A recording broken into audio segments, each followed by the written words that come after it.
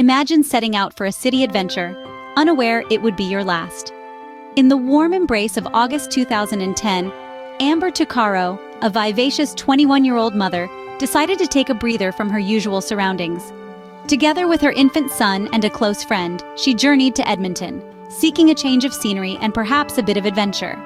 But what started as an innocent getaway shifted dramatically on August 18th. On this day, Amber made a decision that would forever alter the course of her life. She chose to explore Edmonton alone, leaving her son in the care of her friend. The city, bustling and alive, might have seemed inviting, but beneath its vibrant veneer, danger lurked for Amber. As she ventured into the urban landscape, her steps unknowingly aligned her with a fate that remains shrouded in mystery. What was meant to be a casual outing soon turned into a perplexing vanishing act. A phone call intended for safety becomes the key evidence in a chilling disappearance. On a seemingly ordinary day in August, Amber Tuccaro made a decision to hitch a ride into Edmonton, a choice that would unknowingly lead to her last recorded conversation. Amber, a young mother eager to explore the city, found herself in the passenger seat alongside a man whose identity remains a mystery. It was during this ride that Amber sensed something was amiss. Her instincts prompted her to make a covert call to her brother, a call that would later send shivers down the spine of anyone who heard it.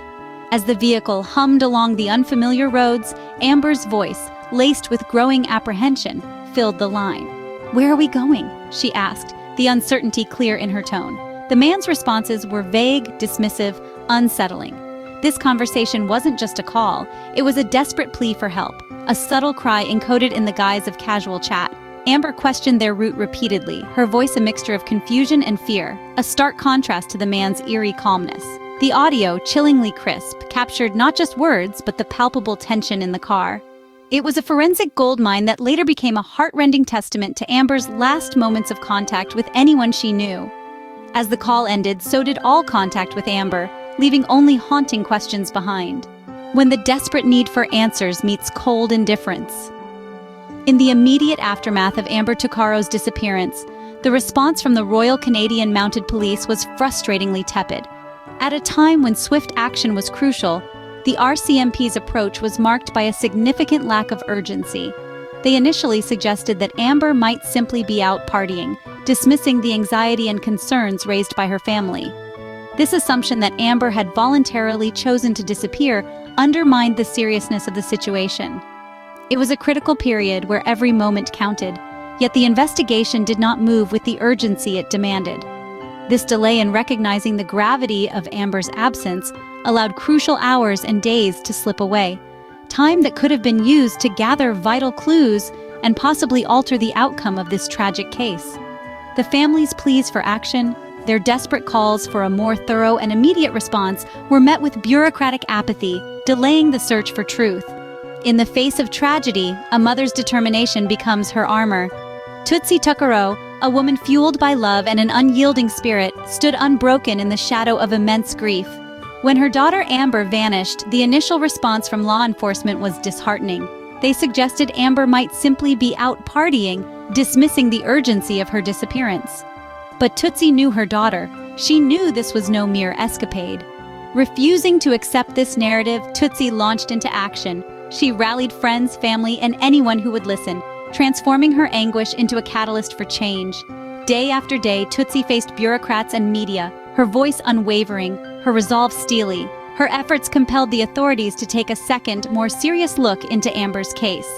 Through rallies, vigils, and persistent calls to action, Tootsie became not just a bereaved mother, but a symbol of resilience and justice.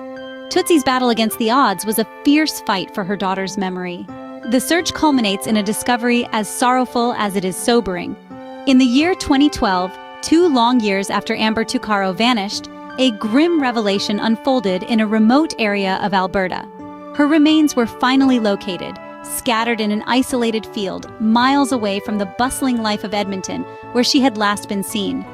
This sorrowful discovery not only confirmed the worst fears of her family, but also reignited a flame under a case that had grown cold with time. The impact of finding Amber was profound.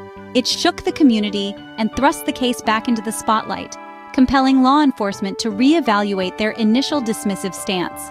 For Amber's family, this was a devastating yet pivotal moment. The confirmation of her death brought a tragic closure to some of their questions, yet it opened up a myriad of others, pushing them to seek answers more fervently than ever. With the recovery of Amber's remains, a painful chapter was confirmed, but the story was far from over. Mishandling and missteps lead to a reckoning for those sworn to protect. In the wake of the tragic discovery of Amber Tuccaro's remains, her family, fueled by grief and frustration, took decisive action against the Royal Canadian Mounted Police. They filed a formal complaint criticizing the initial indifference and the subsequent delays in the investigation. The heart of their grievance lay in the RCMP's early assumption that Amber had merely vanished voluntarily. This critical misjudgment, they argued, led to precious time being wasted, time during which vital clues and leads could have been pursued. The family's persistence painted a stark picture of a potential systemic failure, not just a series of oversights. This complaint triggered an official review of the RCMP's procedures. It was a moment of introspection for the force, as they had to confront the possibility that their actions, or lack thereof, could have contributed to the irreversible loss of opportunities to resolve Amber's case sooner. The call for accountability reverberated beyond Amber's case, challenging the practices of law enforcement. A potential predator emerges from the shadows, intertwining fear with fact. As the investigation into Amber Tuccaro's chilling disappearance deepens, a name surfaces cloaked in notoriety: Pat Carson. Known to law enforcement as a registered sex offender, Carson's past is marred by heinous acts that cast a long, dark shadow. The twist in Amber's case came when several women bravely stepped forward, their voices trembling but firm. They identified the haunting timbre of the man in Amber's last recorded phone call. It was undeniably Pat Carson. This revelation sent ripples through the community and reignited fervor in the investigation. As the authorities revisited the audio, the connection seemed increasingly plausible. Carson's history and the eerie familiarity in his voice aligned too closely with the fear etched in Amber's final words. This wasn't just coincidence, it was a sinister echo of past horrors. The pieces of a dark puzzle begin to align, pointing to a menacing reality. The haunting echoes of other missing voices begin to surface. As we delve deeper into Amber Tuccaro's tragic story, we find it is not an isolated incident. The region, shadowed by vast landscapes and chilling winds, holds secrets of other women who vanished under eerily similar circumstances. These stories, though separated by time and distance, are bound by threads of unsettling similarities. Each woman, like Amber, left behind a trail of unanswered questions and broken hearts. Their disappearances, often occurring after hitchhiking or last seen with an unidentified male, suggest a pattern that cannot be ignored. Local authorities have been slow to connect these cases, initially treating each as a separate, isolated event. However, the persistence of families and advocates has brought them under scrutiny as potentially linked. The possibility of a serial predator operating in the area looms large, casting a sinister shadow over these unsolved mysteries. As we piece together these fragmented tales, we realize the profound impact of each disappearance on the community. Fear and frustration grow as more women are reported missing, and the urgency to solve these cases intensifies. The echoes of their absence resonate, a grim reminder of the dangers that may still lurk in the shadows. In the backdrop of these tragedies, one question persists: how many more whispers are lost in the wind? As more stories unfold, a terrifying pattern emerges, deepening the mystery. A family's grief is paralleled only by their unwavering quest for justice. The disappearance of Amber Tuccaro has woven a tapestry of sorrow and persistence across the community of Alberta. Each day, her family wakes to a world still missing a cherished daughter and mother, yet their resolve to find the truth remains unshaken. They press on, tirelessly questioning, probing, and challenging the authorities to dig deeper, to look harder. In the wake of tragedy, this community has rallied, transforming their grief into a collective force for change. Vigils light the night, and voices that refuse to be silenced echo through the streets, all united by the desire to uncover what truly happened to Amber. Investigations continue to unfold, with each new clue and each re-examined piece of evidence bringing them a step closer to resolution. Yet so many questions linger. The pursuit of justice is long and fraught with obstacles, but it is driven by a powerful mixture of love and loss.